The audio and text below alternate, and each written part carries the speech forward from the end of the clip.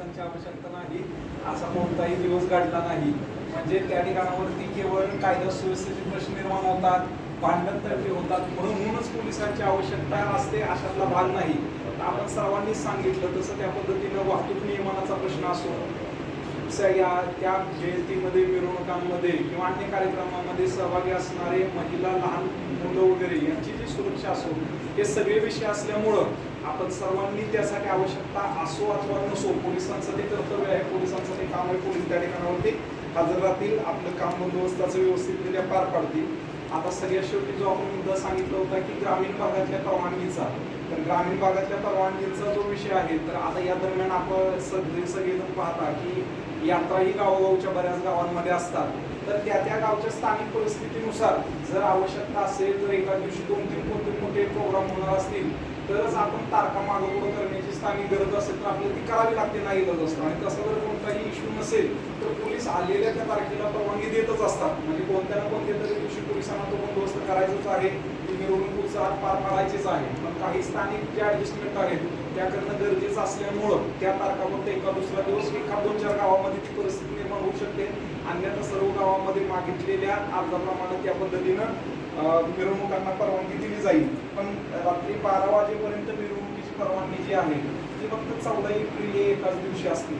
बाकीच्या दिवशी मात्र त्या मिरवणुकांचा जो कालावधी आहे तो सायंकाळी रात्री 10 पर्यंत, म्हणजे 10लाच त्या मिरवणुका संपल्या पाहिजेत. वेळेचं, कायद्याचं सर्वांनी त्या ठिकाणावरती पालन करणं अपेक्षित आहे. आपले जे तालुक्यातले सहसंयोजक असतील तर त्यांना देखील आपण त्या पद्धतीने याची कल्पना द्या. आता या व्यतिरिक्त दुसरा मुद्दा होता की मिरवणुकीच्या मार्गावरील विशेषतः शुक्रवार पेठचा वगैरे जो आपण विषय सांगितला की हे सगळे रॅलीचे देखावे वगैरे नेत असताना अडचण होऊ नये यासाठी म्हणून जे रस्त्याच्या पार्किंगवरची जी व्यवस्था करणं गरजेचं आहे त्या संदर्भाने PI साहेब आम्ही या ठिकाणावरती त्याचं नियोजन करतो आणि त्या ठिकाणावरती शक्य तितका आम्ही आपला प्रयत्न तो आहे की रस्त्यावरती पार्किंग झाली नाही पाहिजे. पण तरी बऱ्याचदा ऐनवेळेला कोणतरी येतो, पोलीस आलेला असतात, रस्ता क्लिअर करून देतात, पुढच्या वेळी जातात, तोपर्यंत अचानक कोणतरी येतो, गाडी लावतो, बंद करतो, निघून जातो, कळत नाही. अशा वेळेला अशा अपघातातून जर प्रकार सोडले तर आपण बऱ्यापैकी तो सगळा जो रस्ता क्लिअर आहे तो ठेवण्याचा त्या ठिकाणावरती प्रयत्न करू.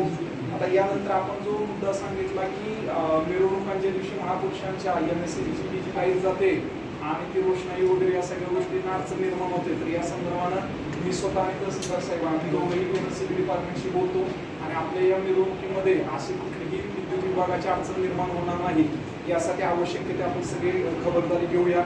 आता यानंतर आपण सर्वांनी जो मुद्दा एक सांगितला की ड्राय डे आणि अवैध धंद्यांबाबतचा, तर ड्राय डेचा जो मुद्दा आहे तो माननीय कलेक्टर सरांना एक्साईज डिपार्टमेंट मार्फतीने पत्रव्यवहार झाल्यानंतर तो ड्राय डे डिक्लेअर केला जात असतो.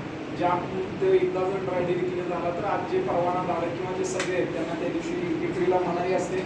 तर त्या संदर्भानं आम्ही जे आवश्यक कागदपत्र पूर्तता आहे ते करून घेऊ. आता दुसरा विषय आहे की माझ्या आयोजकांकडून अशा अपेक्षा आहे की आपण मिरवणुकीमध्ये सामील होत असताना सुरुवातीला एका ठिकाणावरती जमता आणि त्यानंतर ही सगळी मिरवणूक वगैरे सगळी चालू होते. तर अशा ठिकाणावरतीच आपल्या स्तरावरून सगळ्या संबंधितांना सूचना दिल्या गेल्या पाहिजेत की महापुरुषांच्या या जयंती मिरवणुकांमध्ये आपण जेव्हा सामील होतो तेव्हा आपलं वर्तनही त्यांच्या घालून दिलेल्या आदर्शांना अनुसरून असलं पाहिजे.